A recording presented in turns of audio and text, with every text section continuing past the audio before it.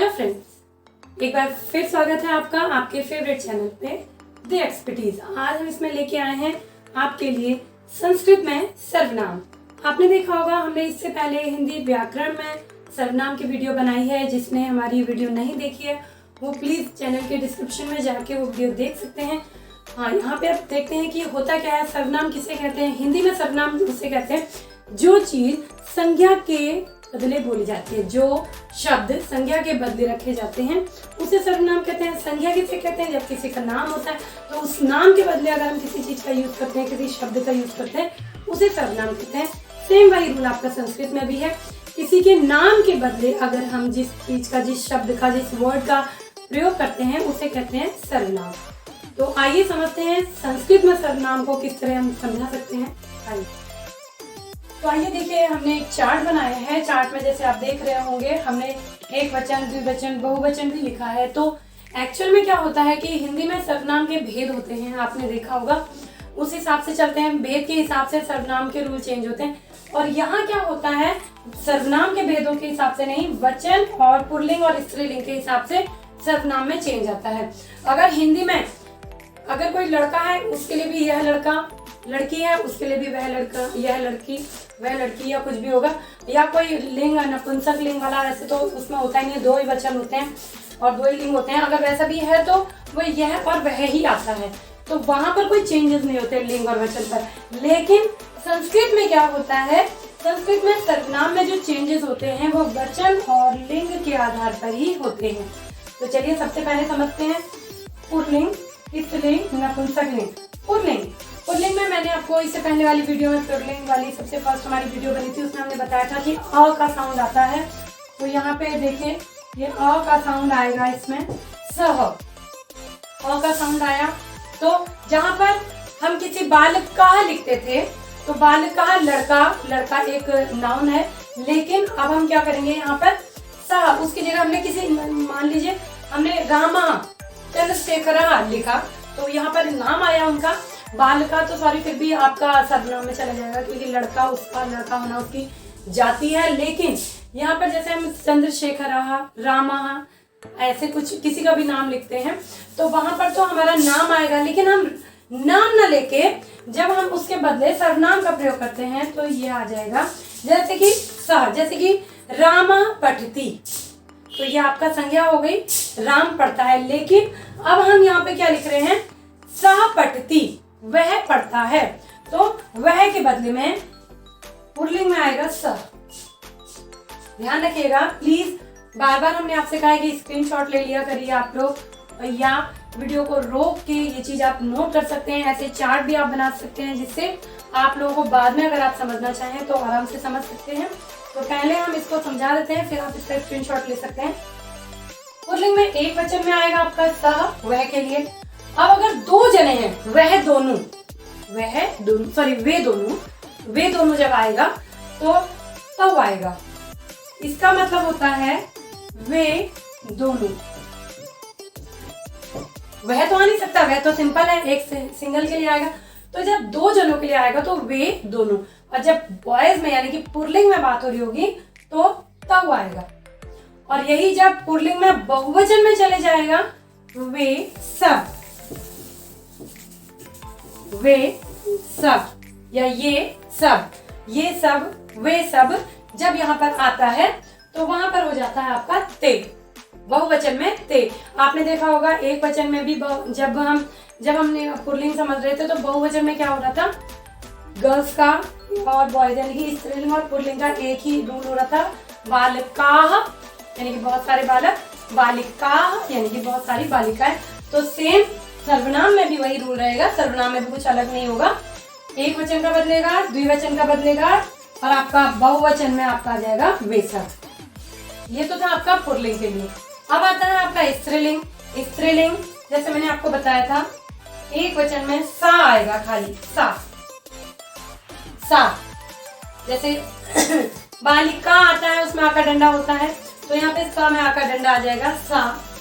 और वहां पे भी मैंने आपको बताया था स्त्रीलिंग और पुल्लिंग में जब अंतर आता है कि पुल्लिंग में दो मात्राएं आती हैं और स्त्रीलिंग में सिंगल मात्रा आती है। जब संज्ञा में भी सिंगल मात्रा है तो सर्वनाम में भी आपके सिंगल मात्रा ही आई जो ए की मात्रा होती है वो आएगी, आई की मात्रा नहीं आती है। आई की मात्रा हमेशा 2 होती है, ए की मात्रा हमेशा सिंगल होती है। तो स्त्रीलिंग के द्विवचन में ते आएगा, बहुवचन में देखिए ताह।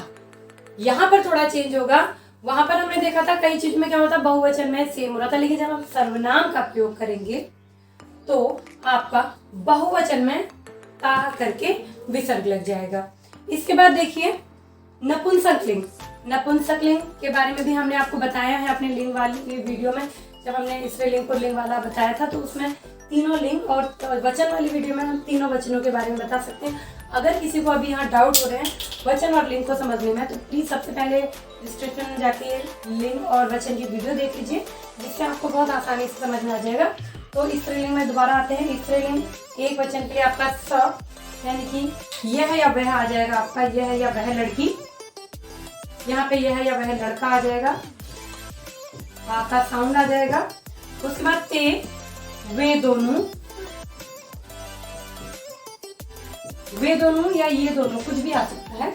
तो वे दोनों या ये दोनों आपका ते, किसके लिए? स्त्रीलिंग के लिए। बहुवचन में ता, ये सब या वे सब, ये सब या वे सब, ये आ जाएगा आपका बहुवचन में। फिर से ध्यान रखिएगा, जब सर्वनाम का हम प्रयोग करेंगे पुल्लिंग में बहुवचन में ते आएगा और स्त्रीलिंग में आपका ता आएगा। आगे चलते हैं नपुंसकलिंग। नपुंसकलिंग जैसे मैंने बताया था किसे कहते हैं, जिसमें ना स्त्री और पुरुष किसी भी जाति का भी वो आपको बोध नहीं होता है, तो उसे नपुंसकलिंग कहा जाता है। तो इसको समझने के लिए अब देखिए यहाँ पे सह आया, यहाँ पे सा आया और वहां पर आ जाएगा आपका तत्। तत् एक वचन के लिए तत् आएगा।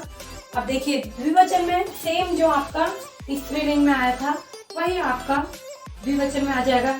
यहाँ पे सेम इसका मतलब यही होगा, यह या वह, ये दोनों या वो दोनों। बात तो वही होती है ना, जैसे किसी मान लीजिए हम किसी पुस्तक की बात कर रहे हैं तो ये दोनों पुस्तकें या ये सब पुस्तकें, बात तो वही आएगी कि बोलेंगे तो हम उसी तरह से। तो ये दोनों या वे दोनों। उसके बाद तानी, जहाँ पे यहाँ पे बालका या बालके या ऐसा लगेगा तो यहाँ पर लगेगा तानी, जैसे कि पुस्तकानी, पुष्पाणी, कहीं पे आणी भी लगता है और कहीं पे आपका तानी भी लगता है। तो ये हो जाएंगे ये सब या वे सब, ये इसके रूल है। तो प्लीज आप लोग इसका स्क्रीनशॉट ले सकते हैं अगर स्क्रीनशॉट लेना चाहें तो। स्क्रीनशॉट अगर आपने ले लिया है और अगर वीडियो नोट करना चाहते हैं तो आप रोक के भी ले सकते हैं। तो यह थे हमारे आपके सर्वनाम के एक वचन और एक वचन, द्विवचन, बहुवचन और आपके पुल्लिंग, स्त्रीलिंग और नपुंसकलिंग के कुछ नियम। आइए अब उन्हीं नियम को, जो हमने आपको अभी थोड़ी देर पहले नियम बताए हैं, उनको इन वाक्यों में समझेंगे। देखिए पुल्लिंग में एक वचन में, द्विवचन बहुवचन तो आप पहले वैसे ही बनाना सीख लेंगे अगर आपको एक वचन में आ गया। द्विवचन बहुवचन के हम आपको नियम बता चुके हैं। जैसे कि पुल्लिंग में सह बालकः अस्ति, वह बालक है, वह बालक है। वह या यह कुछ भी हो सकता है, जरूरी नहीं है आप वह ही बोलोगे, वह बालक है। उसके बाद स्त्रीलिंग सा बालिका अस्ति, वह बालिका है। इसका अर्थ यह आ गया आपका। नपुंसकलिंग तत् फलम अस्ति, यह वह फल है। अब देखिए हिंदी में सर्वनाम ही होता है, यह या वह सर्वनाम के लिए आता है। तो यह बालक है, सह बालक है, सा बालिका अस्ति, वह बालिका है या यह बालक बालिका है। तत् फलम अस्ति, यह या वह फल है। अब देखिए अगर आपने एक वचन में सीख लिए तरीके तो द्विवचन में भी आप इसे कर सकते हैं। सा की जगह यहाँ पर क्या आ जाएगा आपका ते, सॉरी तव, पुल्लिंग के लिए तव आएगा, स्त्रीलिंग के लिए ते आएगा, नपुंसकलिंग के लिए फिर से आपका ते आएगा।